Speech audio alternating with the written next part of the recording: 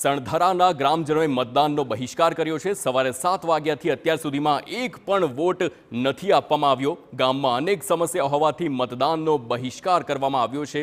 તો વહન સિંચાઈ યોજનાનું પાણી ગામમાં ન પહોંચતા મતદાનનો બહિષ્કાર કરવામાં આવ્યો। 500થી વધુ લોકોની વસ્તી ધરાવતા ગામમાં 300થી પણ વધુ મતદારો છે। ગામમાં જ્યાં સુધી સમસ્યાનું નિરાકરણ નહીં આવે ત્યાં સુધી મતદાન ન કરવાની ચીમકી પણ ઉચ્ચારવામાં આવી છે।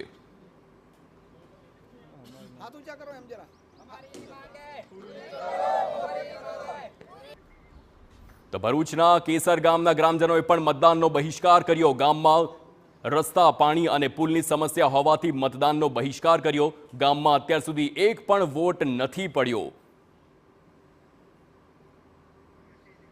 બનાસકાંઠાના પાટણમાં પણ લોકસભામાં આવતા વડગામના ભાખરી ગામે મતદાનનો વિરોધ થયો છે। વહેલી સવારથી એક પણ મત ત્યાં પણ નથી આપવામાં આવ્યો। ગ્રામ પંચાયત વિભાજન અને રોડના કામોનો વિરોધ હોવાથી મતદાન નથી થયું છે।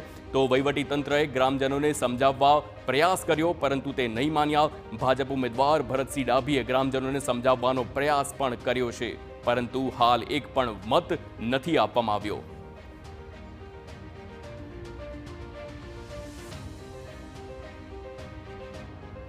યજ્ઞેશભાઈ, આ જે ઘટનાઓ જોઈ રહ્યા છો મતદાનના દિવસે, કે જ્યારે આજનો દિવસ એવો છે કે મતદાન એ પહેલી પ્રાયોરિટી હોય, પણ ઘણા એવા ગામો છે કે જ્યાં પ્રશ્નો હલ નથી થયા, પાણી નથી પહોંચ્યું, ગેસના બાટલાનો ભાવ લોકોને વધારે લાગે છે, એટલે આ મુદ્દાઓ લોકોના મનમાં છે।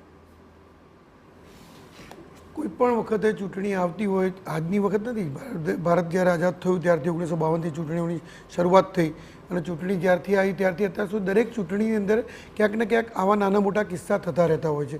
એવું નથી કે જ્યારે ભારતીય જનતા પાર્ટીની ફેવરમાં મતદાન થતું હોય કે કોંગ્રેસની ફેવરમાં મતદાન થતું હોય કે બીજા કોઈ અન્ય પક્ષની ફેવરમાં થતું હોય, કારણ કે સત્તા એ ગમે તે પક્ષને ગમે ત્યારે મળતી હોય છે અને એ પ્રજા નક્કી કરતી હોય છે। કોઈ પક્ષ નથી નક્કી કરતો, કોઈ પક્ષનો નેતા નક્કી નથી કરતો હોતો, પરંતુ આ પ્રમાણેના કિસ્સા થતા હોય છે। પણ યજ્ઞેશભાઈ, જ્યારે છેવાડાના માનવીની તમે વાત કરતા હો ત્યારે આ પ્રકારના કિસ્સાઓ ના સામે આવવા જોઈએ।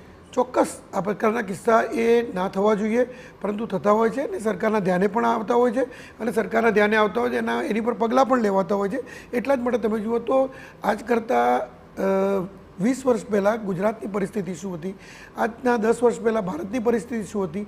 ભારતની અંદર તમે જુઓ તો લગભગ મોટાભાગના ગામોની અંદર જેમ ગુજરાતમાં વીજળી ઘરે ઘરે પહોંચી એ જ પ્રમાણે સિંગલ ફેઝની વીજળીનું જે આપણા ત્યાં થયું એ જ પ્રમાણે બીજા રાજ્યોમાં પણ ભારત સરકારે અમલીકરણ કર્યું અને એ પહોંચી, ઘરે ઘરે પાણી પહોંચ્યા, જલ સે નલ યોજના સરકારે મૂકી। હું એવું ક્યાંક ને ક્યાંક કોઈક ટેકનિકલ કારણોસર ક્યાંક વંચિત પણ રહી જતા હોય છે અને રોડ પણ પહોંચ્યા, સડક પણ પહોંચી અને સાથે સાથે વાહન વ્યવહાર પણ પહોંચ્યો। આ બધું જ થયું, પણ ક્યાંક ટેકનિકલ કારણોસર અથવા તો બીજા કોઈ કારણોસર રહી જતું હોય તો એ કામ પણ સરકારનું જ છે અને સરકાર કરશે જ એવો પ્રજાને પણ ભરોસો છે, એટલે પ્રજા સરકાર સાથે માંગણી કરે છે। ઓકે શાહનવાઝભાઈ, ચૂંટણીનો બહિષ્કાર કરીશું પણ કોંગ્રેસને વોટ નહીં આપીએ। તો TV 9ના માધ્યમથી હું પ્રજાને એક જ વસ્તુ કહેવા માંગુ છું કે આ દેશના બંધારણે આપણને જે હકમાં આપ્યો છે ને, એક વ્યક્તિ એક મૂલ્યની જે ભાવના સાથે, દેશના વડાપ્રધાન હોય કે રાજ્યના મુખ્યમંત્રી હોય કે કોઈ પણ ગરીબ મજદૂર હોય, તમામને એક જ મત નાખવાનો અધિકાર છે। 2 મત કોઈ ના નાખી શકે। તો આ જે મતનો અધિકાર છે આનો બહિષ્કાર ના કરાય। જે તમને કોઈ ઉમેદવાર પસંદ હોય કે ના પસંદ હોય, પક્ષ પસંદ હોય કે ના પસંદ, નોટાનો પણ બટન છે EVM મશીનમાં, તો મતદાનનો ઉપયોગ દરેક વ્યક્તિએ કરવો જોઈએ।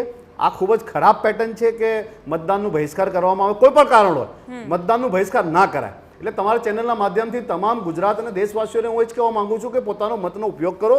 તમને લાગે એને મત આપો, તમને પસંદ હોય એવા ઉમેદવારને મત આપો અને ના પસંદ હોય કોઈ પણ ઉમેદવાર તો નોટાનો બટન, પણ તમારો મતનો અધિકાર જે છે આપ્યો છે એનો તમે ઉપયોગ કરો।